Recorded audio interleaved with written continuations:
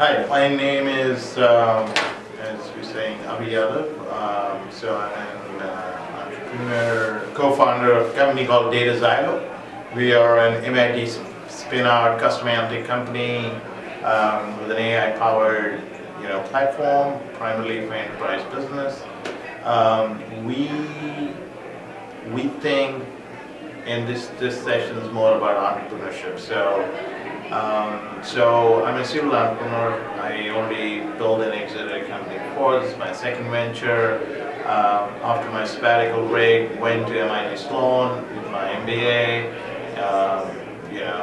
Came out with this unique technology to leverage all your data. With lots of industry background I had in the past, primarily around enterprise software. So we now is a full-blown company, venture-backed. So what we actually do is we help omni-channel marketers to automate their customer data and their customer insight all in a pipe. So using sophisticated machine learning, we kind of pull in data silos from all across different SaaS apps and different sources, pull them all, cleanse, dynamically manage the data, and then put the insights, and then which they can actually use it for better remarketing and increase their sort of personalization, retention, monetization on the existing customer. So we are an enterprise software SaaS model, primarily targeted to VP marketing operation enterprise clients, primarily retailers like Staples, Lowe's, some of them, Yadav. Now, the whole idea of building this product eventually started with coming back from a past 16 years of industry experience, where we've been data scientists all this while. I've worked with many companies, including General Electric. So we all know now that the marketing is kind of surmounted with so much amount of customer data, and there are not enough data scientists in the market, or they're like newbies. So it's basically empowering the business user or the marketer themselves to become the citizen data scientists. So we did a lot of research in talking to our real potential customer. So we did a lot of surveys, meetings, one-on-one, using our relationship, leveraging some MIT ecosystem relationship, met them, took detailed survey in terms of what is that they're lacking, what is that is their current marketing landscape looks like, what is their biggest process hindrance, and what is their biggest business problem which they keeps them awake in the night. So we did all this research, and we realized that because of the big data boom, there's tons of data around, and they're basically not able to tame it.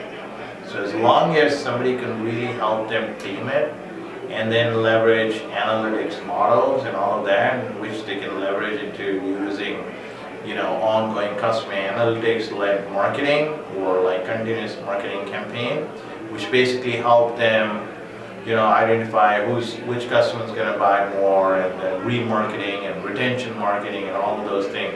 So we did all this with a lot of deep dive research, target audience, studied a lot of reports from Forrester, Gartner, seeing different quadrants of where this play is, and also all this builds on our past experience. Obviously, we've been spending a lot of time in the industry, so we know what had been the pain area. From a business model perspective, we're a SaaS model company.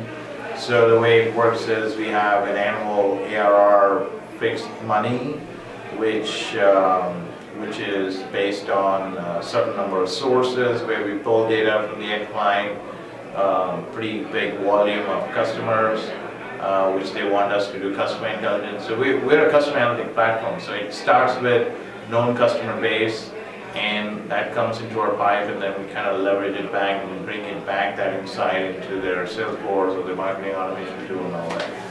So that's all about our business model and product.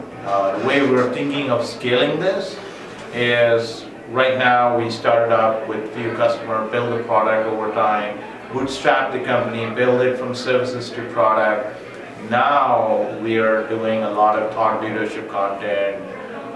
We have a CMO who's driving. We're thinking to launch an AI for customer analytics sort of a series of conference to build thought leadership around, evangelize this whole thing amongst the CMO community, and then of course we leverage a lot the MIT ecosystem. So we just got some press. We're likely to push more, push around that thing. And of course, for us, it's all inside sales. Our head of sales is an ex-Akamai, Oxford guy, and he's very capable of doing go-to-market inside sales. So that's it. Yeah. I think the biggest learning is like doing numerous experiments, and and this is not something I'm going to say first time. A lot of people say that. Do as many as experiments, fail fast, do more, then fail fast, and then, these numerous experiments would lead into that one big thing which is giving enough traction. I firmly believe that if you spend far more time in doing your research well, even to an extent that you're spending all your time in just researching. And researching is not just go beyond the websites, go beyond the web, go like real customer, meet them, real people, ask them what they care, understand their language, talk to people, and never get obsessed about this idea, never get egoistic about it, or keep it close to your heart, sort of a thing. So be open to critics, listen to them. They are super helpful. I would say critics are usually the best guidance you could get. But try and talk to as many as investors, try and talk to as many as potential clients. That's the number one guidance you could have.